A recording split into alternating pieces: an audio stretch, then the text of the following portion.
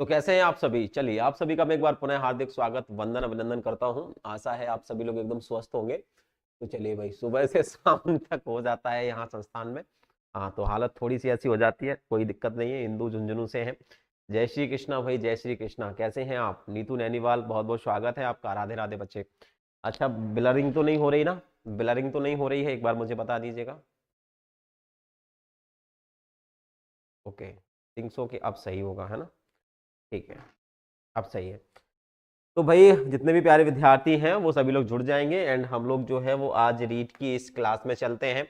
दोस्तों, रीट की इस परीक्षा में हम लोग पहला ही प्रश्न रखें उससे पहले आप सभी लोगों का मैं वंदन करना चाहता हूं। जितने भी प्यारे विद्यार्थी जुड़ते हैं, मेरे जितने भी दोस्त, मेरे जो करीब हैं दिल के, मेरे जो करीब हैं, मेरे जिन्हें मैं अपना भाई मानता हूँ, जिन्हें अपना दोस्त मानता हूँ, जिन्हें अपना विद्यार्थी मानता हूँ, और जिनके लिए मैं इतनी मेहनत करता हूँ। ठीक है, क्योंकि आप हर जगह से आते हैं, मुझे नहीं पता आप कहाँ से आते हैं, लेकिन जहां से भी हों एक आत्मीय लगाव जो है वो हो जाता है विद्यार्थी का अपने गुरु से, एक बड़े भाई का अपने छोटे भाई बहनों से, ये स्वाभाविक है।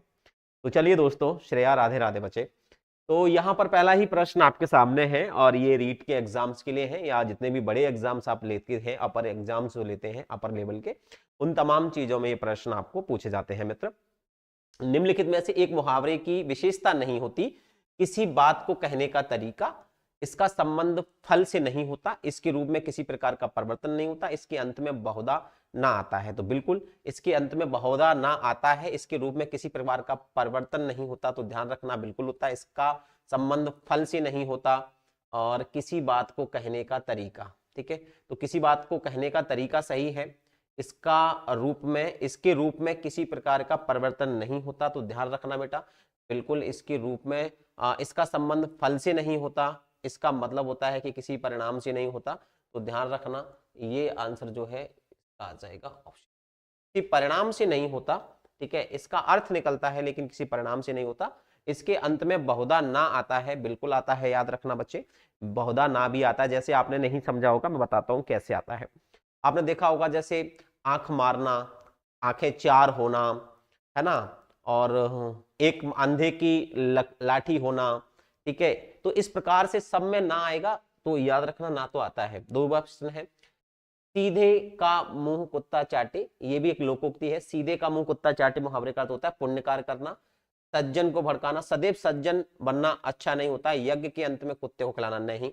ध्यान रखना, सीधे का मुंह कुत्ता चाटे का मतलब होता है कि जो सज्जन होते हैं उनको कह सकते हो कि सदैव सज्जन अच्छा अच्छी बात नहीं है। यहां पर आप ये विकल्प जो है वो सही लगाएंगे। ठीक है, तो सीधे का मुंह कुत्ता चाटता है, इसीलिए याद रखना हमेशा सज्जन नहीं बनना है। विकल्प सी आंसर इसका परफेक्ट कर लेना, ध्यान रखना बच्चे। ठीक है, सज्जन को भड़काना नहीं, सज्जन सदैव सज्जन बनना अच्छा नहीं होता, ये इसका अर्थ होगा। तो यहां पर जो हम विकल्प लगाएंगे दोस्तों, वो ऑप्शन सी लगाएंगे। ठीक है, तीसरा प्रश्न देखिएगा, बहुत ही शानदार प्रश्न है। एक एक लोकोक्ति है, निम्न में से एक एक लोकोक्ति की विशेषता क्या होती है, ये पूछा है आपसे। चमत्कार उत्पन्न कर भाषा सौंदर्य का मंडन करना नहीं। देखते हैं, स्वतंत्र रूप से प्रयोग नहीं होती, बिल्कुल होती है लोकोक्ति। तो इसका प्रयोग लाक्षणिक अर्थ व्यक्त करने के लिए होता है। हाँ, इसका प्रयोग प्राय अन्योक्ति अथवा अप्रस्तुत व्यंजना के लिए होता है।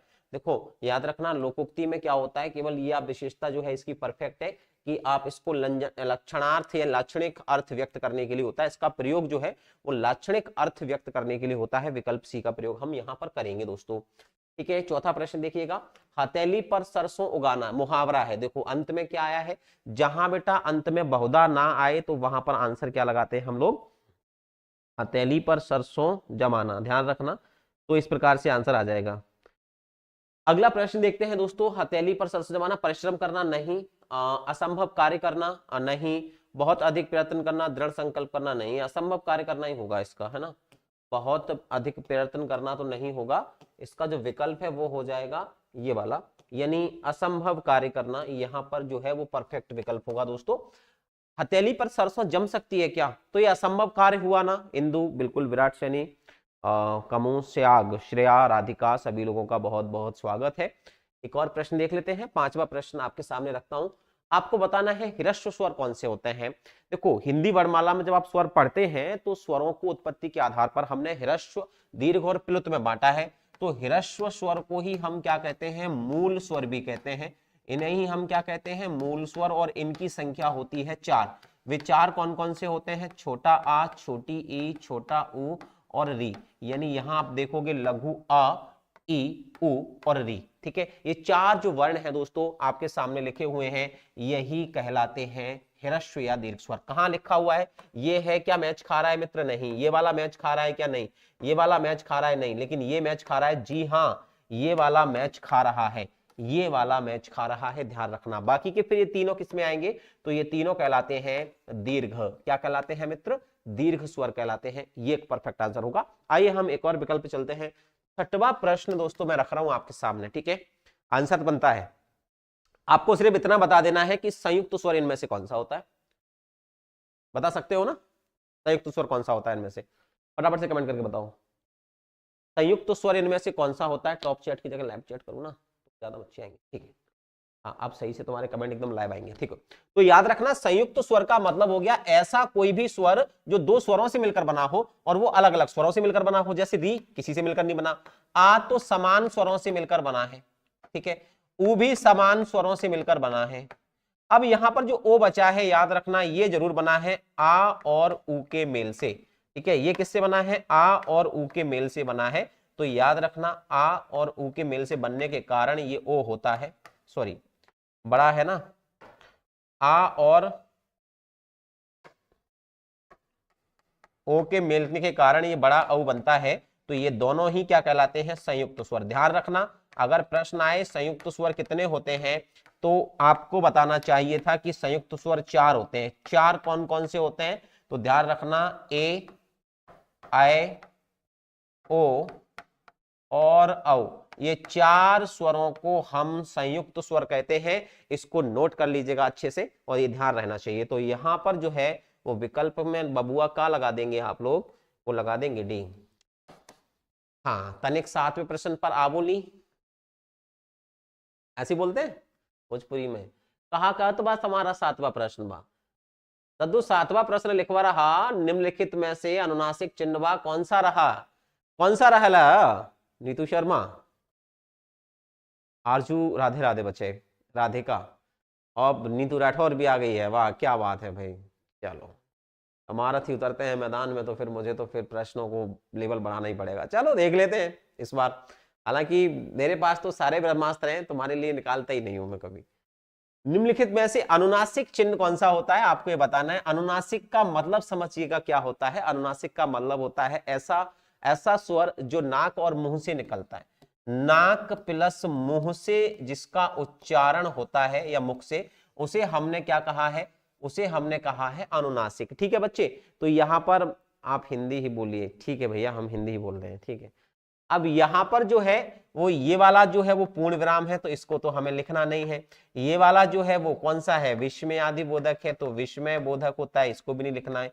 ये प्रश्न सूचक है। अब हमारे पास जो बचता है एकदम इजी सा है, यही है जिसे हम चंद्र बिंदु भी कहते हैं, और इसे हम चंद्र बिंदु के अलावा मित्र क्या कहते हैं? इसे अनुनासिक भी कहते हैं। हाँ, एक अंकी बिंदी होती है ना, इसे हम अनुनासिक नहीं कहते मित्र, इसे हम अनुस्वार कहते हैं। ये ध्यान रखना है, और ये केवल नाक से ही बोला जाता है, केवल नाक से। और ये जो है चंद्र बिंदु वो नाक और मुंह से बोला जाता है। ये इसकी खासियत है जो आपको बतानी थी मुझे। ठीक है, आइए चलते हैं एक और विकल्प पर। जी हाँ बिल्कुल, एक और विकल्प पर चलते हैं। निम्नलिखित में से पंचमा अक्षर ध्वनि कौन सी है?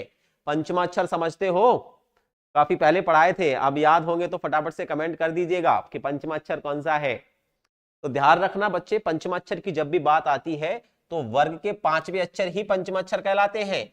पांचवें अक्षर जैसे पहले अक्षर कौन से हैं? क, च, ट और त और प, ये प्रत्येक वर्ग के पहले अक्षर होते हैं। और इसी के बाद में इन्हीं के ग्रुप के पांचवें अक्षर यहां लिखता हूं। देखो, जैसे का पांचवा अक्षर ये वाला होता है, जैसे हम अंग बोलते हैं। क्या का जो है वो यहाँ होता है, टा का पांचवा अक्षर अना होता है, और वहीं ता का पांचवा अक्षर ना होता है, और वहीं पा का पांचवा अक्षर मां होता है। ये होते हैं पांचवें अक्षर, और इन्हीं को कहते हैं हम पंचमाक्षर। सॉरी, अरे कैसे हटेगा ये? इन्हीं को हम क्या कहते हैं? इन्हीं को हम कहते हैं, इधर लिख देता हूं, पंचमाक्षर कहते हैं। ये ध्यान रखना। तो इनमें से कोई मैच खा रहा है क्या? आप कहोगे गुरुजी बिल्कुल एक वर्ण तो मैच खा रहा है और वो है विकल्प ए। तो जी हाँ दोस्तों, विकल्प ए ही बिल्कुल सही है। क्लियर है? चलिए एक और प्रश्न पर चलते हैं, हम 9वें प्रश्न पर बढ़ते हैं। 9वां प्रश्न ये रहा आपकी स्क्रीन पर। प्रश्न है शुद्ध वर्तनी वाला, आपको वर्ड बताना है, इनमें से एक की शुद्ध वर्तनी सही है। शुद्ध वर्तनी युक्त शब्द कौन सा है? अत्याधिक, अनधिकार, आगामी होता है तो ये तो गलत है। यहाँ पर कभी भी अगर कोई आपके यहाँ कोई कार्यक्रम होता है तो आगामी कार्यक्रम को सुनिश्चित करिएगा, तो ये हटा देते हैं। यावत जीवन नहीं होता है ना, यावत धन जीवन से शब्द जो बनता है वो बनता है यावत जीवन बनता है, ध्यान रखना, तो ये भी गलत होता है। और अत्याधिक नहीं होता, अत्यधिक होता है मित्र, अत्यधिक लिखते हैं। तो यहां पर अगर मैंने तीनों सही कर दिए हैं तो फिर एक विकल्प आता है और वो लिखा हुआ है अनधिकार, तो यही शुद्ध वर्तनी होती है। विकल्प सी का चयन किया आप लोगों ने? अनधिकार, बिल्कुल। तो विकल्प सी का चयन कर लीजिएगा। विराट, राधिका, नीतू, इंदु झुंझुनू से जो है वो, ठीक है, आरजू, ठीक है, सभी ने विकल्प सी का चयन किया है। चलिए हम 10वें प्रश्न की ओर बढ़ते हैं। 10वां प्रश्न ये रहा आपकी स्क्रीन पर। एक बार फिर से आपसे शुद्ध वर्तनी पूछी है, आइए एक बार देख लेते हैं कि कौन सा विकल्प जो है वो शुद्ध वर्तनी वाला आंसर होगा। रचेता क्या ऐसे लिखा जाता है क्या? नहीं, ऐसे नहीं लिखा जाता। रचेता की जो शुद्ध वर्तनी होती है वो कुछ इस प्रकार से होती है। रचेता, कवित्री, ध्यान रखना, कवियत्री भी ऐसे ही लिखा जाता है, इसमें भी गलती करते हैं लोग, कवित्री भी ऐसे लिखा जाता है। तो एक तो ये गलत हो गया, हमें तो शुद्ध ढूंढना है। यथेष्ट नहीं होता, यथेष्ट, यथेष्ट की यथेष्ट। शासन ऐसे नहीं लिखा जाता, शासन ऐसे लिखा जाता है, तो भैया ये भी गलत हो गया। अब आपके पास दो ही विकल्प बचते हैं, यथेष्ट होता है या यथेष्ट होता है। तो ध्यान रखना यथेष्ट होता है, तो विकल्प कौन सा सही हो जाएगा? ऑप्शन आंसर आप बिल्कुल सभी लोग इसका सी आंसर लगाएंगे। Thank you so much. एक और प्रश्न देख लीजिएगा, 11वां प्रश्न है। डाकुओं का सरदार वह अली बाबा था। आपको बताना है यहाँ पर कि इस वाक्य में किस प्रकार की अशुद्धि है यानी गलती है। ऑप्शंस आपके सामने हैं। 11वां प्रश्न आपके हवाले दोस्तों। कांता, गुड इवनिंग बच्चे, गुड इवनिंग। फटाफट से बताओ इसमें आंसर क्या होगा। देखते हैं किसके आंसर में दम है। आज का सिकंदर वही होगा जो इस आंसर का जवाब देगा। हालांकि बहुत छोटा सा आंसर है, इंदु ने दे दिया आंसर, बिल्कुल सही है इंदु। ठीक है, तो इंदु ने अगर सर्वनाम संबंधी विशेषता बता दी है तो बिल्कुल सही है। जी हाँ, डाकुओं का सरदार वह शब्द नहीं आएगा, ठीक है, वह शब्द नहीं आएगा, डाकुओं का सरदार अली बाबा था। तो यहाँ पर जो सर्वनाम संबंधी अशुद्धि है वो आई है, विकल्प हम सी का चयन कर ही लेंगे मित्र। अब हमारे सामने एक और जो है वो प्रश्न प्रकट होता है, एकदम से उजागर हो जाता है। और प्रश्न क्या है? प्रश्न लिखा है निम्नलिखित शब्द क्रिया संबंधी शुद्धियों वाले वाक्य को शुद्ध वाक्य चुनिए। निम्नलिखित क्रिया संबंधी अशुद्धियों वाले वाक्यों से शुद्ध वाक्य चुनिए। अच्छा, माला गूंथना नहीं होता तो गूंथना होता है, तो ये गलत है, ठीक है। प्रश्न पूछना ऐसे लिखा जाता है, ठीक है। अभियोग लगाना नहीं होता, अभियोग चलाना होता है। और दही जमाना, दही तो सही लिखा है, जमाना क्या गलत लिखा है क्या? अशुद्ध वाक्य, शुद्ध वाक्य चुनिए, है ना। तो प्रश्न पूछना, माला गूंथना, गूंथना, गूंथना तो नहीं, अभियोग चलाया जाता है, ठीक है। तो दही का क्या दिक्कत है? दही तो जमाया जाता है ना, गलत क्या है? प्रश्न पूछना और दही जमाना भी तो सही लिखा है। फिर क्रिया संबंधी, है ना, प्रश्न पूछना, ठीक है, आस्किंग क्वेश्चंस, ये भी क्रिया संबंधी हो गया। शुद्धियों वाले वाक्य से, शुद्धियों वाले वाक्य से शुद्ध वाक्य चुने।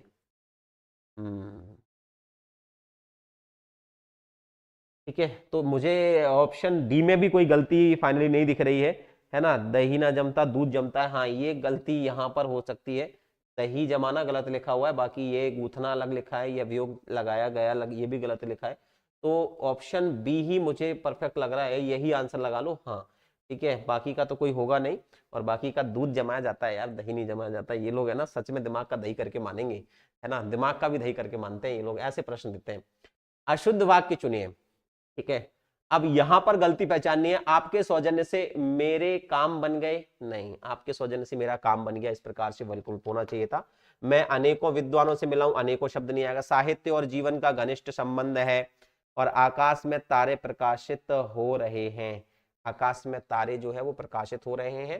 साहित्य और जीवन का घनिष्ठ संबंध है, और अशुद्ध वाक्य चुनिए। तो ऊपर वाला भी सही है, आपके सौजन्य से मेरे काम बन गए, ठीक है। तो गलती फिर एक ही में है, अगर ऊपर वाला भी, अगर जैसे यहाँ पर क्रिया अगर आपकी, आपके जो क्रिया है बहुवचन है, मेरे भी बहुवचन है, तो गए भी बहुवचन है, ठीक है, तो कोई दिक्कत नहीं है। ये वाला गलत है, क्योंकि यहां तो साफ साफ स्पष्ट हो रहा है कि अनेकों लिखा हुआ है, जबकि किसी भी वाक्य में अगर अनेक पहले से ही बहुवचन रूप में आता है, तो कभी भी अगर अनेक आता है तो वो समझ लेना, अनेकों शब्द आता है तो वो वाक्य गलती होगा। तो यहां पर मैं ऑप्शन बी का विकल्प करता हूं, ठीक है। 13वां 14वां प्रश्न देखो एक बार, लिखा है एक वर्तनी ढूंढनी है आपको, और शब्द जो है, कौन सा शब्द वर्तनी की दृष्टि से अशुद्ध है, यानी 3 तो सही है, एक गलत है, वो गलत कौन सी है ये आपको ढूंढना है। हाँ बी होगा बच्चे किसमें, और 13वें प्रश्न का आंसर सही है, 13वें प्रश्न का आंसर तो लगा दिया हम लोगों ने। 14वें प्रश्न के आंसर पर हम लोग खड़े हैं, और 14वें प्रश्न पे देखते हैं। पश्चात सही लिखा हुआ है, हंसी नहीं, हंसी नहीं होता, हंसी शब्द नहीं होता, हंसी होता है। शासन सही लिखा है, पाश्चात सही लिखा है, और भ्रम सही लिखा है, और ये हंसी होता है बिल्कुल, हाँ। तो यहां पर जो पकड़ में आया है ना विकल्प, ऑप्शन सी समझ में आया मित्र, तो यहां हम ऑप्शन सी का चुनाव कर देंगे, ठीक है। तो यहां हमने जैसे ही ऑप्शन सी लगाया, हम बढ़ते हैं हमारे एक और प्रश्न पर, 15वां प्रश्न। आइए देख लेते हैं क्या लिखा है। पदार्थ की यथार्थ अथवा कल्पित ध्वनि को ध्यान में रखकर जो शब्द बनाए गए हैं वे कहलाते हैं, क्या कहलाते हैं? पदार्थ की यथार्थ अथवा कल्पित ध्वनि को ध्यान में रखकर जो शब्द बनाए गए वो क्या कहलाते हैं? ध्वन्यात्मक, काल्पनिक, अनुकरणवाचक या संकेतात्मक। तो ध्यान रखना, पदार्थ की यथार्थ अथवा कल्पित ध्वनि को ध्यान में रखकर जो शब्द बनाए जाएंगे मित्र, वो क्या कहलाएंगे? ध्यान रखना, 2 शब्द आते हैं इनके लिए, एक तो आता है ध्वन्यात्मक और एक आता है अनुकरणात्मक। अब दोनों में थोड़ा सा डिफरेंट होता है बच्चे, और डिफरेंट ये है कि अनुकरणात्मक मतलब होता है सुनकर, कोई भी चीज है सुनकर बोली जाने वाली चीज को क्या कहते हैं? हम अनुकरणात्मक कहते हैं। और जब भी किसी चीज की ध्वनि को ध्यान में रखकर जो बनाया जाएगा शब्द, उसको क्या बोलते हैं? तो ध्वन्यात्मक बोलते हैं। इसीलिए विकल्प इसका क्या लगाएंगे? हम ए लगा देंगे, ठीक है। तद्भव आपको पहचानना है। 16वां प्रश्न, तद्भव शब्द का मतलब होता है 3 संस्कृत के शब्द होंगे, लेकिन आपको निकालना है इसमें से हिंदी का शब्द। किसका निकालना है? हिंदी का शब्द। हिंदी के शब्दों को ही हम तद्भव कहते हैं। वहीं तत्सम की जहां बात आएगी तो हम संस्कृत के शब्दों को क्या कहते हैं? तत्सम कहते हैं। आइए एक बार पहचान लीजिएगा। पक्षी, पुत्र, बावली और भिक्षा। देखो भिक्षा संस्कृत शब्द है, क्योंकि संयुक्ताक्षर संयुक्त व्यंजन लगा है, पुत्र में भी लगा है और इसमें भी लगा है, तीनों ही है। बावली का मतलब होता है घड़ी, बावली पागल। तो यहां जो बावली हो रखी है ना, तो बावली का मतलब हो गया घड़ी। तो ऑप्शन सी लगा देना, ये जो है वो शब्द नहीं है हिंदी का, मतलब संस्कृत का। कोयल, कौवा, बिच्छू, कुत्ता और मदिरा, यहां पर कुछ 4-5 वर्ड दिए हैं, कोयल, कौवा, बिच्छू, कुत्ता और मदिरा, और पूछा गया है निम्नलिखित में से किस शब्द के अनेकार्थी हैं? ये एक शब्द के अनेकार्थी हैं। क्या अज को ये सब कुछ कहते हैं? नहीं। क्या अही को सर्प कहते हैं? लेकिन ये नहीं कहते। कच माने बाल होते हैं, लेकिन ये नहीं है। अली शब्द जो है इन सब के लिए आता है। अली को हम कौवा भी कहते हैं, कोयल भी कहते हैं, बिच्छू भी कहते हैं, कुत्ता भी कहते हैं, और मदिरा के लिए भी अली शब्द का प्रयोग होता है। वहीं अगर इस अली में बड़ी ई की मात्रा लगी हो तो यही अली जो है उसका प्रयोग सखी के रूप में भी हो जाता है, यानी जो लड़कियां सहेली होती है ना आप उसमें सखी, तो उसके लिए भी हो जाएगा, ठीक है, अगर बड़ी की मात्रा आती है तो। ये डिफरेंस है दोनों में। तो यहां पर विकल्प जो है आप क्या चुनेंगे मित्र?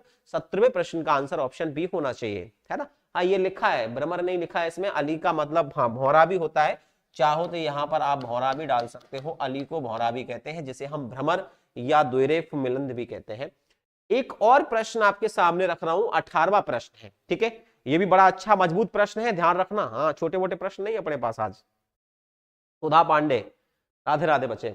निम्नांकित शब्दों में एक शब्द कल्प वृक्ष का पर्यायवाची नहीं है, ठीक है। कल्प वृक्ष के पर्यायवाची 3 तो हैं, लेकिन एक नहीं है, वही हमें पहचानना है। कल्प वृक्ष को कल्प तरु कहते हैं, कल्प द्रुम कहते हैं और कल्प भू कहते हैं, लेकिन देवदारू नहीं कहते। ध्यान रखना, देवदारू वृक्ष अलग होते हैं और कल्प वृक्ष अलग होता है, दोनों में अंतर है, ध्यान रखना बच्चे। तो यहां पर जो आंसर होगा कल्प भू, कल्प वृक्ष को देवदारू, देवदारू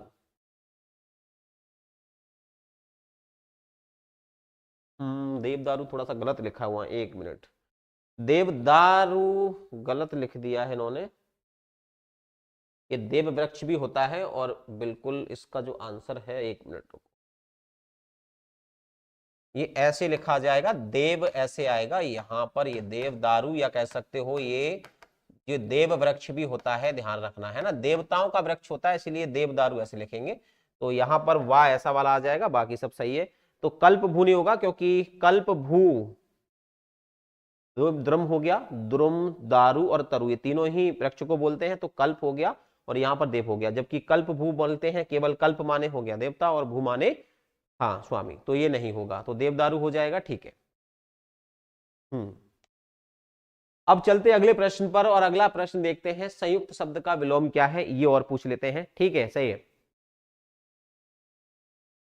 संयुक्त शब्द का विलोम बताना है आपको क्या होता है। तो संयुक्त का मतलब जब कोई मिलकर रहता है, जुड़कर रहता है, तो जस्ट इसका विलोम क्या हो जाएगा, निरुक्त हो जाएगा, ध्यान रखना। तो संयुक्त का अमुक्त नहीं, वियुक्त और लिखा हुआ है युक्त, तो युक्त का मतलब भी मिलना ही हो गया। तो यहां पर ध्यान रखना, निरुक्त लगा देना, निरुक्त हो जाता है संयुक्त का, वियुक्त भी होता है निरुक्त, निरुक्त का मतलब खाली, ठीक है। तो यहां पर क्या लगाना, निरुक्त लगा देना, ध्यान रखना है ना। चलिए, वियुक्त और निरुक्त दोनों ही आ जाते हैं, संयुक्त का वियुक्त भी लगा सकते हो यार, वियुक्त भी सही है, वियुक्त भी सही। एक्चुअल में ये जो शब्द बनकर आया है वो बनकर आया है, जैसे संयोग होता है ना, तो उसका वियोग लगा देते हैं, कुछ नहीं उपसर्गी लगा है, ऐसे ही अगर संयुक्त है तो उसका वियुक्त कर दिया इन्होंने, ठीक है।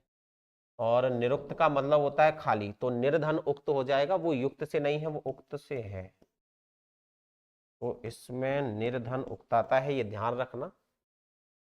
एक और प्रश्न है, एक शब्द से दूसरा शब्द बनाने की प्रक्रिया को क्या कहते हैं। एक शब्द से दूसरा शब्द बनाने की प्रक्रिया को क्या कहते हैं, उत्पत्ति, रचना या व्युत्पत्ति। तो ध्यान रखना, एक शब्द से दूसरे शब्द को बनाने की जो क्रिया होती है उसको कहते हैं व्युत्पत्ति। तो यहां पर हम लगाएंगे विकल्प सी, ठीक है। 21वां प्रश्न, जंगला शब्द का तत्सम, यानी जंगले को संस्कृत में क्या कहा जाता है, और जंगला किसे बोलते हैं, खिड़की को, है ना, खिड़की को बोलते हैं। तो यहां पर जंगल नहीं होगा, वन भी नहीं होगा, वात माने वायु होती है, ये भी नहीं होगा, वातायन माने खिड़की होती है। खिड़की को बहुत सारे शब्द बोलते हैं, जैसे खिड़की कह लो, गवाक्ष शब्द भी आता है इसके लिए, गवाक्ष माने भी खिड़की होती है, और जंगला माने भी खिड़की होती है, वातायन माने भी खिड़की होती है। तो यहां पर विकल्प हम डी लगा देंगे दोस्तों, ठीक है।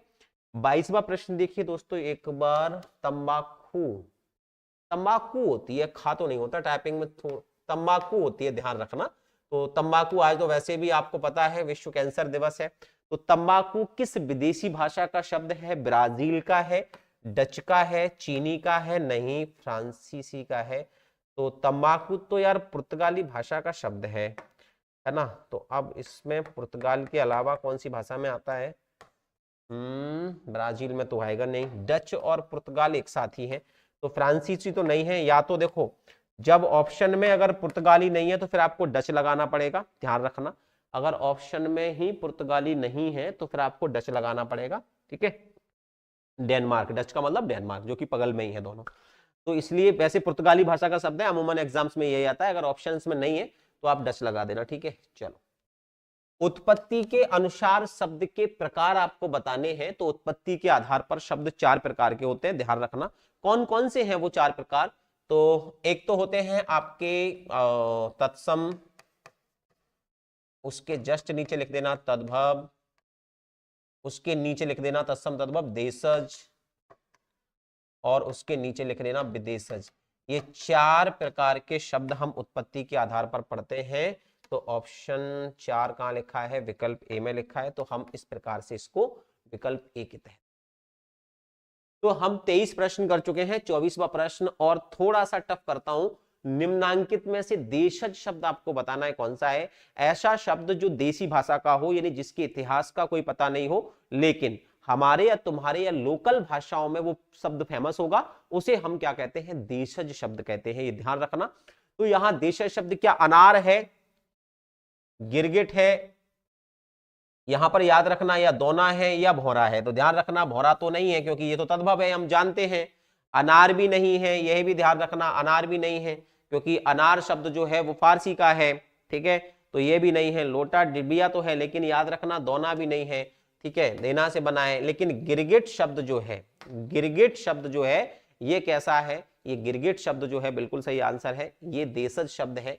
अब इसमें गिरगिट हुआ या यहां पर लिखा होता तेंदुआ तो तेंदुआ शब्द भी है, या लिखा होता चिड़िया तो चिड़िया शब्द भी है, ठीक है, या लिखा यहां पर बहुत सारे शब्द लिखे होते पगड़ी, या लिखा होता लोटा, या लिखा होता तुम्हारा जूता, जूता भी शब्द आ जाता है इसी में, या लिखा होती आपके गड़बड़, या लिखी होती आपकी खटिया बोलते हैं, खटिया लिख सकते हो, खटिया, रोटी, पेट, तमाम चीजें हैं ऐसी जिनको आप यहां पर लिख सकते थे। रोटी लिख सकते हो, ठीक है, रोटी लिख सकते हो, चांटा लिख सकते हो, चुटकी लिख सकते हो, है ना, चुटकी लिख सकते हो, ऐसे तमाम, गड़बड़, है ना, बहुत सारे शब्द हैं जिन्हें हम देशज शब्दों के नाम से जानते हैं। आइए चलते हैं एक और प्रश्न पर।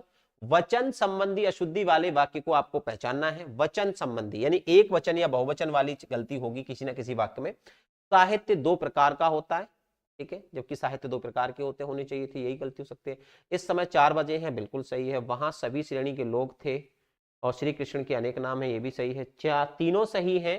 साहित्य दो प्रकार के होते हैं, इस प्रकार का होना चाहिए था, ठीक है। तो यहां पर जो विकल्प है वो ऑप्शन ए का चुनाव हम कर लेंगे, देखिए, ठीक है। अगला प्रश्न देखिए बच्चे, 26वां प्रश्न है और 26वां प्रश्न देखते हैं। सर इनको कैसे पहचानते हैं सर, बताओ प्लीज। किसे? अच्छा, देशज शब्दों को। भाई देशज शब्दों को पहचानते नहीं है, आपको पहले याद करने पड़ेंगे। कुछ शब्द हैं जिनको आप याद कर लो, जैसे 30 से 40 ऐसे शब्द हैं जो ज्यादा फेमस है, ज्यादा प्रचलन में है, जो हिंदी में तो आते हैं पर उनकी हिंदी में उत्पत्ति का पता नहीं है, ऐसे शब्द हैं। जैसे मैंने आपको अभी लिखाए थे कुछ, तो ऐसे ही बार बार अभ्यास करना पड़ेंगे आपको, तो वो याद हो जाएंगे, ठीक है। अब देखिए जरा एक बार, हर एक ने जूते पहन रखे हैं होना चाहिए था, हर एक ने जूता पहन रखा है, इस प्रकार से होना चाहिए था। तो इस वाक्य में कैसी संबंधी है, तो हर एक ने जूते पहन रखे हैं, हर एक ने जूता पहन रखा है, नहीं जूते पहन रखे हैं, तो यहां रखे हैं आना चाहिए, यानी वचन संबंधी अशुद्धि है। विकल्प बी का आपको हर एक ने जूते पहन रखे हैं, ठीक है, जूता पहन रखा है होता तो जूते शब्द आएगा, ऑप्शन आप यहां लगाओगे हर एक ने जूते पहन रखे हैं, ठीक है। तो इस वाक्य में अशुद्धि कैसी है, तो यहां रखा शब्द आएगा तब भी नहीं होगा, जूता पहन रखा है नहीं, जूते पहन रखे हैं, ठीक है। तो यहां पर विकल्प बी का आंसर आएंगे, वचन संबंधी अशुद्धि है इसमें, ठीक है। अगला प्रश्न देखते हैं, 27वां प्रश्न। कहना शब्द की भाववाचक संज्ञा क्या होगी, तो कहने की शब्द की समझो तो कहावत है ना, तो कथनीय नहीं होगा, कहने का, कथानक नहीं, कथनीय नहीं, कथन नहीं, कहावत, ठीक है। तो कहना से क्या हो जाएगा, कहावत, ये एक भाववाचक संज्ञा हो जाती है दोस्तों, ध्यान रखना। धीरे धीरे बोल कोई सुन ना ले वाक्य में कौन सा सर्वनाम है, तो धीरे धीरे तो क्रिया विशेषण हो गया, कोई तुम्हारा सर्वनाम है, याद रखना, कोई और कुछ, ये दो सर्वनाम है मित्र, और ये दोनों ही सर्वनाम कहलाते हैं अनिश्चयवाचक। क्या कहलाते हैं, अनिश्चयवाचक सर्वनाम कहलाते हैं, ठीक है। तो विकल्प कहीं दिख रहा है क्या अनिश्चयवाचक का, ऑप्शन डी, अनिश्चयवाचक सर्वनाम लिखा हुआ है विकल्प ए में। तो यहां पर 28वें प्रश्न का जो सही उत्तर होगा वो होगा विकल्प ए। अब बारी थी वार्म अप की, वार्म अप हो चुका है, अब हम थोड़ा सा और लेवल बढ़ाकर चलते हैं, तो प्रश्नों का लेवल थोड़ा सा और बढ़ जाएगा अभी थोड़ी देर बाद। संयुक्त क्रिया के प्रकार कितने होते हैं ये आपको बताना है, हालांकि ये प्रश्न जो है वो थोड़ा सा चेंजेबल है। तो संयुक्त क्रिया आप जानते हो, संयुक्त क्रिया को हम क्या क्या कहते हैं, संयुक्त क्रिया भी कहते हैं, उसे सहायक क्रिया के रूप में भी जानते हैं। तो कितने प्रकार होते हैं, आपके ऑप्शन है 8, 11, 4 या 10, कमेंट करके बताइए। तो ध्यान रखना संयुक्त क्रिया के जो है वो 4 प्रकार होते हैं मूलतः, तो यहाँ पर आंसर क्या हो जाएगा बच्चे, 4 प्रकार होते हैं, ध्यान रखना। अगला प्रश्न देखिए, पराधीन सपनेऊ सुख नाही किस रचनाकार की पंक्ति है, कमेंट करके बताओ, फटाफट से बताओ कमेंट करके। पराधीन सपनेऊ सुख नाही यह किसकी पंक्ति है, किसने लिखा है, किस रचनाकार ने लिखा है, तो याद बता दूं कि ये जो है वो एक चौपाई है, पराधीन सपनेऊ सुख नाही, और ये चौपाई है रामचरितमानस की, जिसके लेखक कौन थे, तो हम सब जानते हैं गोस्वामी तुलसीदास जी। तो यहां पर जो विकल्प है वो विकल्प डी का चयन आपको करना पड़ेगा मित्र, ध्यान रखना। तो यहां पर आंसर क्या हो जाएगा, ऑप्शन डी हो जाएगा, तुलसीदास जी। अब प्रश्नों की जो श्रृंखला है वो थोड़ी सी टफ होती जाएगी, वह थोड़ा बीमार है। भाई पूरा हो जाता, थोड़ा क्यों हुआ? वह थोड़ा बीमार है। इस वाक्य में थोड़ा में कौन सी क्रिया विशेषण है ये बताना है। वह थोड़ा बीमार है, परिमाणवाचक, कालवाचक तो नहीं है, स्थानवाचक भी नहीं है और रीतिवाचक में नहीं है। यह जो है वो थोड़ा और कम जो है वो परिमाण में आता है, ध्यान रखना। तो रीति में नहीं आता, रीति में क्रिया का ढंग आता है, ध्यान रखना बच्चे, है ना। तो रीति में क्या आता है? क्रिया का ढंग आता है, ध्यान रखना। तो यहाँ पर परिमाण हो जाएगा। ये बहुत अच्छा सा प्रश्न था, ठीक है। तो इस प्रकार के प्रश्नों को बहुत सावधानी से करना है।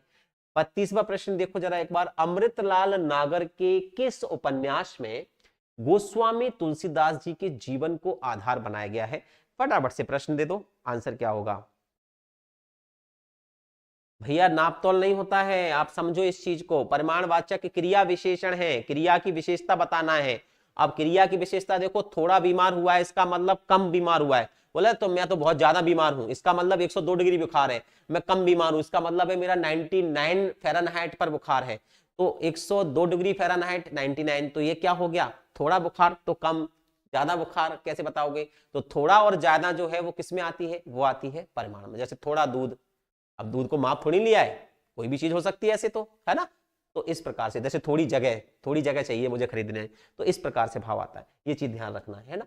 32वां प्रश्न, आंसर बताओ फटाफट से क्या होगा? नुपुर के सुहाग, नुपुर के सुहाग गलत आंसर है। और कोई है?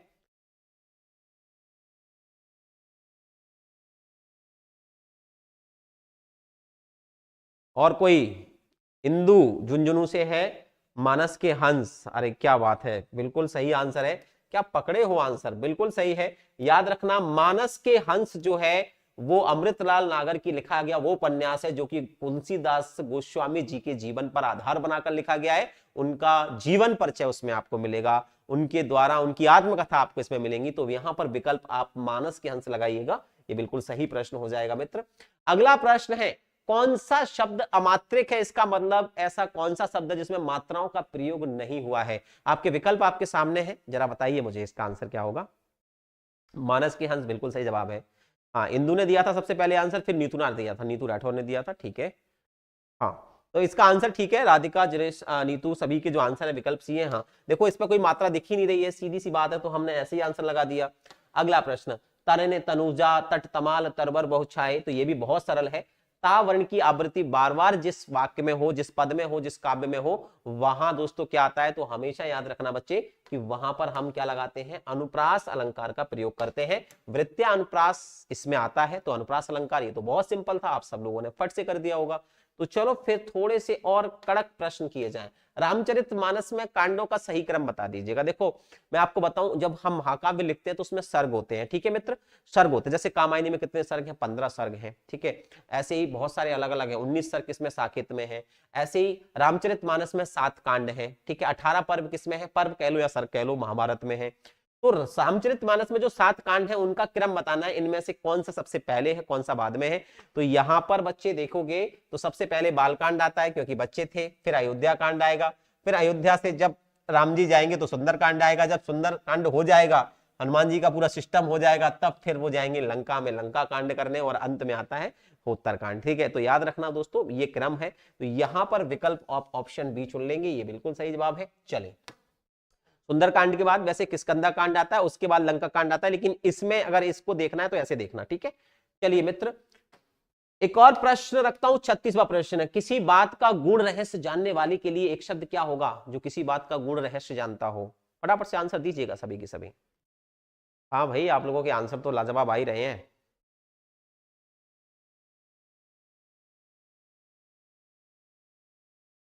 कहा किसी ने हमसे भी, साथ निभाएंगे तेरा उम्र भर। हाँ, ताउम्र गुजार दी गई उनके वादे के पीछे, ना वो रहे, ना उनकी यादें, ना उनकी बातें, बस चले अब हम रहेंगे, हमारी यादें रहेंगी, हमारी बातें रहेंगी, हमारे प्रश्न रहेंगे और आपके जवाब रहेंगे। तो चलिए फटाफट से जवाब दे दो, फटाफट से सारे के सारे विद्यार्थी। डी आंसर आ रहा है क्या?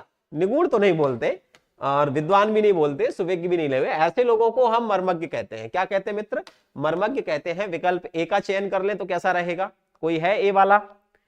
नीतू, राधिका, ठीक है, श्रेया, आंसर ठीक है, ऑप्शन ए लगा देना, ठीक है। 37वां प्रश्न है, 37वां प्रश्न है, हे राम तुम कहां थे? तो यहां पर आपको ये प्रश्न दिख रहा है, ये चिन्ह दिख रहा है, और ये होता है किसका, संबोधन का। जब अभी हम किसी को बुलाते हैं, हे भगवान कह लो या हे राम कह लो, तो इसको बोलते हैं संबोधन। ठीक है, तो यहां पर हम बिना सोचे समझे भी अगर विकल्प लगा देंगे तो ये कोई दिक्कत नहीं है। अब थोड़ा सा ऐसे टफ लेकर आते हैं। नीतू आंसर देगी, नीतू नैनीवाल भी आंसर देगी, क्योंकि नीतू नैनीवाल भी टक्कर पे ही है, अच्छे आंसर देती है क्योंकि काफी समय से पढ़ रही है ये, और आरजू भी अच्छे आंसर देती है, ये बात है। मुस्कान राजपूत, मुस्कान राजपूत, मुस्कान राजपूत, ये कौन है? ये तो कहीं नई भर्ती लगती है, आज ही पढ़ने आई है क्या? चलो देखते हैं, श्रेया के आंसर आते हैं। राधिका तुम टक्कर पे नहीं हो आजकल, तुमको मतलब पीछे कर दिया इन सब लोगों ने। देखते हैं बुढ़ापा शब्द में कौन सी संज्ञा है, तो आंसर तो आपके पास ही होगा। बुढ़ापा में आपा लगा है तो स्वाभाविक है भाववाचक संज्ञा होगी। तो ये प्रश्न तो बहुत जल्दी से सब लोगों ने कर दिया होगा, तो मैं इस प्रश्न को टक्कर में नहीं मानता हूं।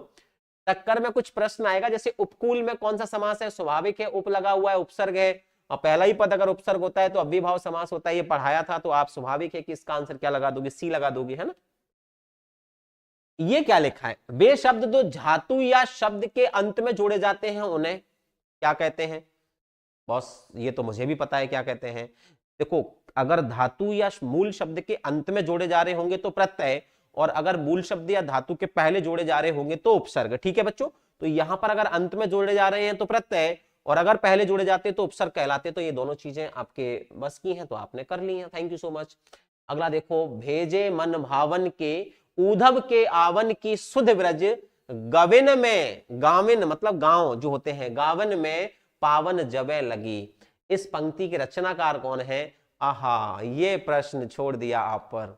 तो चलिए दोस्तों, शुरू हो जाओ इस प्रश्न का आंसर ढूंढने के लिए। सूरदास बिल्कुल सही जवाब है, नीतू राठौर। चलिए देखते हैं और कौन कौन टक्कर पर है। राधिका का आंसर भी आया है, तो भाई बहुत ही शानदार, क्या बात है। और कौन कौन आंसर देना चाह रहा है?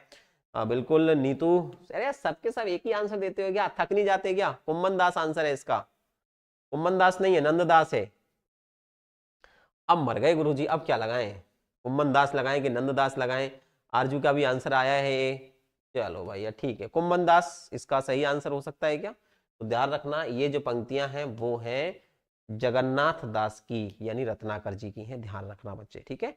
नहीं सर ए होगा, नहीं भैया, ये इसका जो आंसर है वो जगन्नाथ दास रत्नाकर है ना, ध्यान रखना, क्योंकि ये पंक्तियां जो हैं उससे नहीं ली गई हैं, ठीक है, सुरसारा गली से नहीं ली गई हैं, तो इसलिए इसका जो आंसर है वो जगन्नाथ दास रत्नाकर है, ठीक है, ध्यान रखना। अगला है, डॉक्टर नगेंद्र ने किस युग को स्थूल के प्रति सूक्ष्म का विद्रोह कहा है? इसका आंसर बताओ फटाफट से, अब बताओ आंसर क्या होगा। डॉक्टर नगेंद्र को सब जानते होंगे, ने किस युग को स्थूल के प्रति यानी बहुत विशालता के प्रति सूक्ष्म का विद्रोह, एक छोटा सा विद्रोह हुआ, तो वो हुआ, वो किस काल के लिए कहा? भारतेंदु युग के लिए, भक्ति काल, रीति काल, छायावाद काल, किसके काल के लिए कहा? तो ये तो तुक्का लगाओगे, फटाफट से बताओ क्या तुक्का होगा इसका आंसर, फटाफट से बताओ आंसर क्या होगा।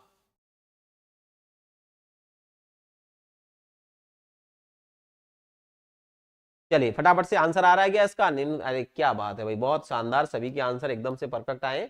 बिल्कुल छायावाद के लिए इन्होंने ऐसा कहा, ध्यान रखना। छायावाद की शुरुआत जो है वो कह सकते हो प्रवर्तक कवि, शुरुआती कवि डॉक्टर जयशंकर प्रसाद जी को मानते हैं हम लोग। 43वां प्रश्न है कि मेरी तिब्बत यात्रा के रचनाकार कौन है? फटाफट से कमेंट करके बताओ। ये बहुत ही फेमस रचना है, शायद मैंने तुम्हें एक दो बार पढ़ाई भी है कि मेरी तिब्बत यात्रा जो है वो किसकी रचना है। तो फटाफट से इसका आंसर तो बॉस आना चाहिए आप लोगों के पास। ठीक है, तो इसका भी आंसर सही है, याद रखना। मेरी तिब्बत यात्रा जो है वो किसकी है? राहुल साकृतायन के द्वारा लिखी हुई है ना, एक यात्रा वृत्तांत है, तो ये भी ठीक आंसर रहा, ठीक है, तो हाँ ये भी ठीक रहा। तो चलो फिर एक और टक्कर का प्रश्न डाल देता हूं। हिंदी साहित्य के इतिहास के संबंध में modern vernacular literature of Hindustan एक पुस्तक है जिसमें हिंदी साहित्य का इतिहास लिखा है। ये पुस्तक किसकी है? हालांकि ये बहुत मैंने काफी बार पढ़ाया है प्रश्न, काफी बार, और इसको थ्योरी में भी लिखाया है मैंने, जब मैंने थ्योरी पढ़ाई है तो इसको लिखाया है।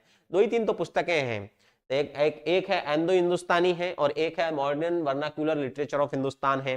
तो स्वाभाविक है किसकी है? गारसादा ताची की ये नहीं है, वो एंडो हिंदुस्तानी है। ये है, ध्यान रखना, जॉर्ज अब्राहम ग्रियर्सन की, यानी जॉर्ज ग्रियर्सन के द्वारा लिखी गई पुस्तक है ये ध्यान रखना। तो विकल्प लगाना जॉर्ज ग्रियर्सन, आंसर हो जाएगा ऑप्शन बी, ठीक है। सुनीत कुमार चटर्जी ने भी हिंदी साहित्य का इतिहास लिखा है, लेकिन ये वाला जो है वो ऑप्शन बी आएगा। क्योंकि ये जॉर्ज ग्रियर्सन का है, ठीक है। और द इंडो हिंदुस्तानी जो है वो है गारसा दत्तासी की। निम्नलिखित में से कौन सा वाक्य शुद्ध है? उसने मुझे पास आने के लिए कहा, शुद्ध है। उसने मुझे पास आने को कहा, उसने मुझे पास आने को कहा, उसने मुझसे पास आने को कहा, उसने मुझे पास आने को कहा, उसने मेरे को, तो मुझे लगता है उसने मुझे, उसने मुझसे पास आने को कहा, मुझसे शब्द के साथ आएगा, है ना। उसने मुझसे या उसने मुझे पास आने को कहा, ये भी हो सकता है क्या? तो विकल्प ए, उसने मुझे पास आने के लिए कहा।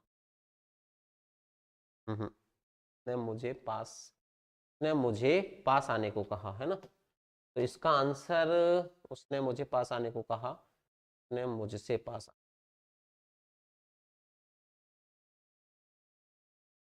इसमें विभक्ति लगाएंगे तो नहीं, विभक्ति जुड़ जाएगी, उसने मुझसे पास आने को कहा।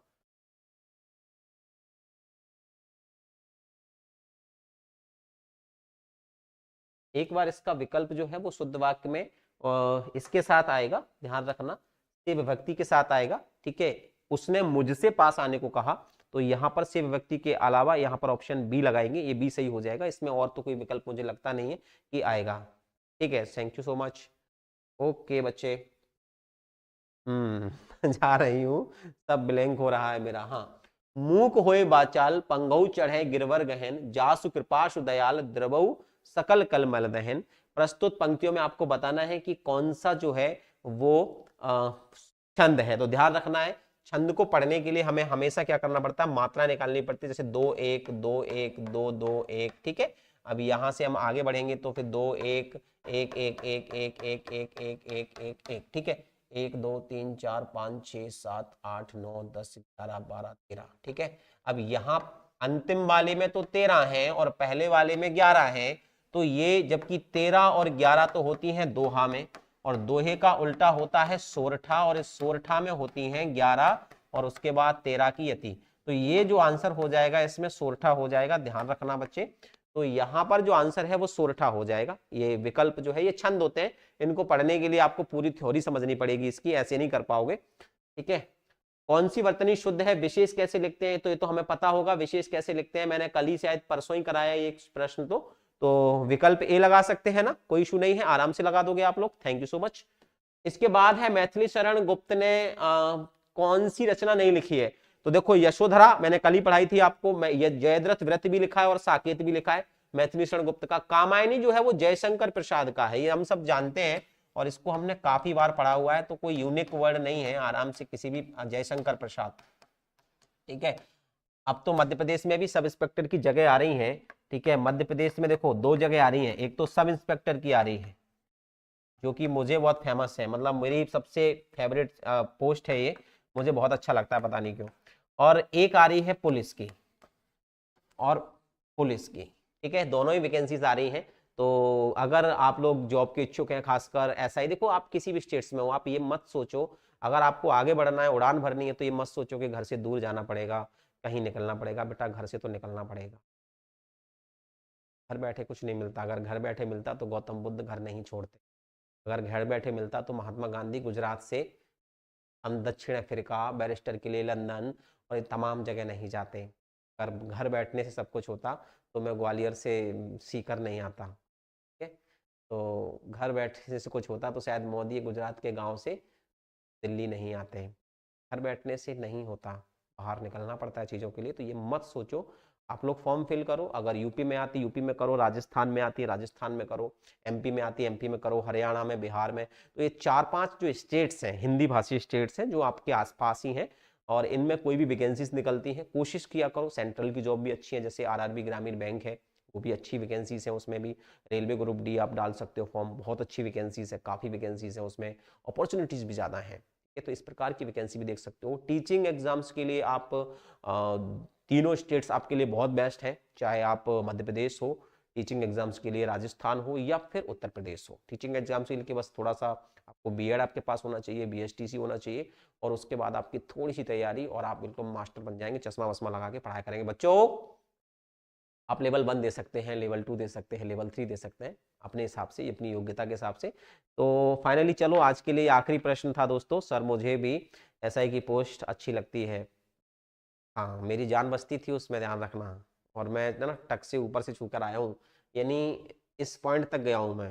मेरा सारा कुछ हो गया था, मैं इवन फॉर्म भर गया था, रिटर्न निकल गया था, फिजिकल हो गया था, फाइनल इंटरव्यू भी हो गया था, फाइनल मेरिट से मैं रहा। तो मतलब बहुत छूकर जब उस चीज़ को आया ना, तो एहसास हुआ कि सच में यार चीज़ें कभी कभी किस्मत में नहीं होती। ऐसा होता है, कोई नहीं। लेकिन फिर मैंने तैयारी करी, काफ़ी साल बाद वैकेंसीज आई हैं, 7 साल बाद वैकेंसीज आई हैं, 7 साल से इंतजार था इस चीज़ का। तो काफ़ी समय थे, 7 साल हो गए, उस समय तो कुछ और था, उस आज 7 साल बाद वैकेंसीज आई हैं। तो काफ़ी लगता है, लेकिन चलो कोई नहीं, जिसको मौका मिले कम से कम वो मेहनत करे, ठीक है। करना भी चाहिए मेहनत, ये स्वाभाविक है।